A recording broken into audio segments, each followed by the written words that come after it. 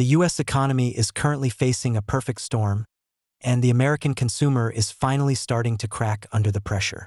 Last week, the stock market suffered its third consecutive week of losses. The S&P 500 dropped 1.5%. The Dow Jones Industrial Average lost over 1%. And the tech-heavy Nasdaq Composite took the hardest hit, plunging nearly 2.5%. Welcome back to Market Brief. We do not do hype and we do not do panic. We look at the data, we analyze the trends, and we explain exactly what is moving the markets so you can make informed decisions. In our last video, we mentioned that we would be breaking down the final revision for Q4 GDP and the latest PCE inflation numbers today. However, the Bureau of Economic Analysis has officially scheduled both of those massive data releases for April 9th. So, mark your calendars for next week, because that data drop is going to be historic. But what happened this past week was arguably even more alarming. Today, we are breaking down the sudden and severe collapse in consumer confidence, which just hit its lowest level of the year. We will also look at the escalating geopolitical crisis in the Middle East, where Iran has reportedly mined the Strait of Hormuz, sending oil prices soaring and pushing the national average for gasoline past $4 a gallon. Finally, we will examine the latest comments from Federal Reserve officials, which have completely wiped out any remaining hope for interest rate cuts in 2026. The market is repricing reality, and you need to understand why. Let us get into it. Let us start with the most critical piece of data we received last week: the state of the American consumer. Consumer spending makes up roughly 70% of the United States' gross domestic product. If the consumer stops spending, the economy stops growing. It is that simple. For months, the narrative from Wall Street has been that the consumer is resilient. Despite high interest rates and sticky inflation, people were still buying. But the data released last week suggests that this resilience has finally broken. The University of Michigan released its final Consumer Sentiment Index for March, and the numbers were brutal. The index plummeted to 53.3. To put that in perspective, the preliminary reading earlier in the month was 55.5, and February's reading was 56.6. We are seeing a rapid, accelerating decline in how Americans feel about their financial future. This drop was not isolated to one specific group. The report noted that sentiment declined across all demographic categories, but the drop was particularly pronounced among middle and higher-income households. These are the households that typically drive discretionary spending, which is the lifeblood of corporate earnings for companies outside of the essential goods sector. The Conference Board also released its Consumer Confidence Index for March, and it confirmed the exact same trend. Their index fell to 88.0, down significantly from 91.2 in February. So, what is driving this sudden wave of pessimism? The University of Michigan report highlighted two primary factors: extreme volatility in the financial markets and a painful resurgence in inflation expectations. Consumers are watching their retirement accounts and stock portfolios shrink as the market sells off. At the same time, their year-ahead inflation expectations just spiked to 3.8%. That is the largest single-month increase in inflation expectations since April of last year. People are realizing that the cost of living is not going back down. The prices they see at the grocery store and the gas pump are the new normal, and their wages are struggling to keep up. When consumers in cars, they cancel vacations, and they trade down to cheaper brands. We saw this exact dynamic play out in General Mills' disastrous earnings report last week. The consumer is exhausted, and the data is finally reflecting that reality. The spike in consumer anxiety does not happen in a vacuum.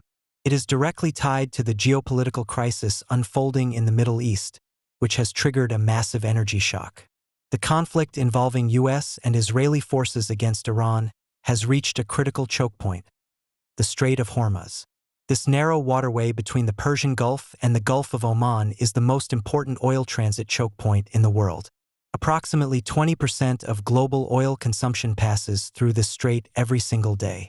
Last week, reports emerged that Iran has placed limpet mines, specifically the Maham 3 and Maham 7 variants, in the Strait of Hormuz. This is a direct threat to international shipping and a massive escalation of the conflict.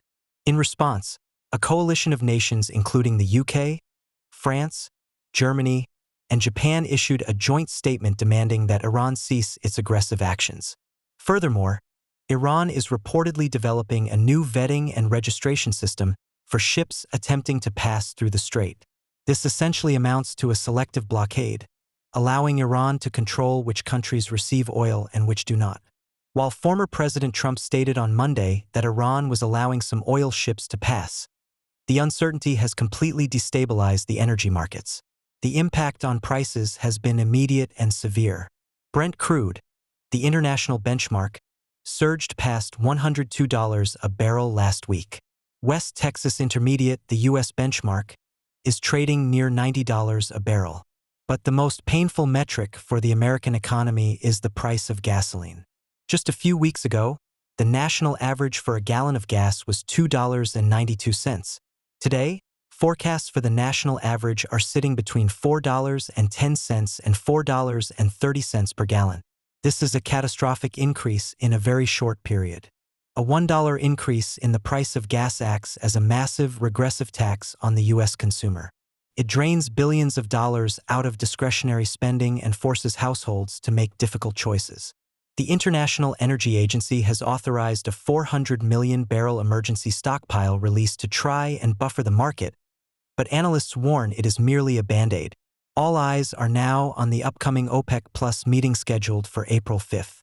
If the cartel does not agree to significantly increase production to offset the disruptions in the Middle East, financial analysts warn that crude oil could easily spike to $120 or even $150 a barrel. If that happens, the U.S. economy will almost certainly tip into a recession. In a normal economic cycle, if consumer confidence was collapsing and the stock market was selling off, the Federal Reserve would step in and cut interest rates to stimulate the economy. But we are not in a normal cycle. The Fed is trapped. Last week, Federal Reserve Governor Michael Barr delivered two highly anticipated speeches that provided a sobering reality check for Wall Street. Barr explicitly stated that he supported the FOMC's recent decision to hold the policy rate steady.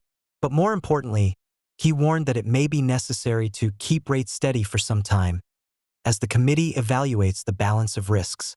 Barr highlighted that core inflation was running at approximately 3% in February. That is a full percentage point above the Fed's target of 2%.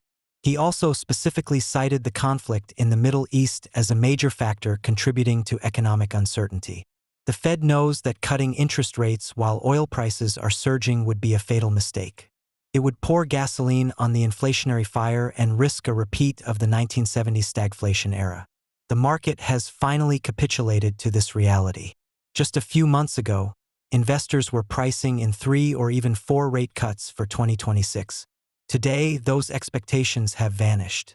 According to the CME FedWatch tool, which tracks the probability of changes to the federal funds rate, there is now a 77.6% probability that interest rates will remain exactly where they are, at 3.50 to 3.75%, through the entire year of 2026. Let that sink in. The market is now pricing in a near 80% chance of 0 rate cuts this year. The era of easy money is officially over.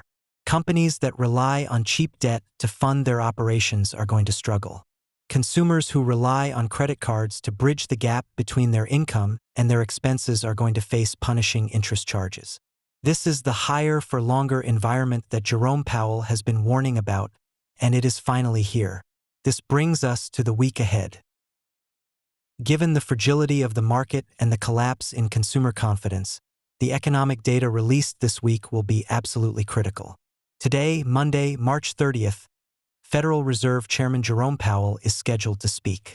The market will be hanging on his every word, looking for any indication of how the Fed plans to navigate this dual threat of slowing growth and rising energy costs. On Wednesday, we get the ISM Manufacturing PMI. This will give us a real-time look at the health of the industrial sector. If manufacturing is contracting while the consumer is pulling back, it paints a very dark picture for the second quarter. But the main event, the data point that will dictate the direction of the market for the next month, arrives on Friday, April 3rd. That is when the Bureau of Labor Statistics releases the March Nonfarm Payrolls report and the updated unemployment rate. The labor market has been the single pillar holding up the U.S. economy. As long as people have jobs, they can theoretically absorb higher prices. But if the unemployment rate starts to tick up, or if job creation stalls, the narrative will shift immediately from inflation fears to recession panic. We will be watching the average hourly earnings component of that report very closely. If wages are growing slower than inflation, it confirms that the consumer is losing purchasing power every single month. This is a market that requires extreme caution. The geopolitical risks are binary and unpredictable. The macroeconomic data is deteriorating, and the Federal Reserve is handcuffed by sticky inflation. If you are an investor, this is the time to review your portfolio. Focus on companies with fortress balance sheets, strong free cash flow, and pricing power. Avoid companies with high debt loads or those that rely heavily on low-income consumer discretionary spending. We will be tracking all of this data as it comes in, and we will break down the jobs report and the OPEC Plus meeting for you in our next video on Thursday. If you appreciate clear, organized market analysis without the hype, make sure to hit the subscribe button and turn on notifications. Thank you for watching Market Brief. We will see you next time.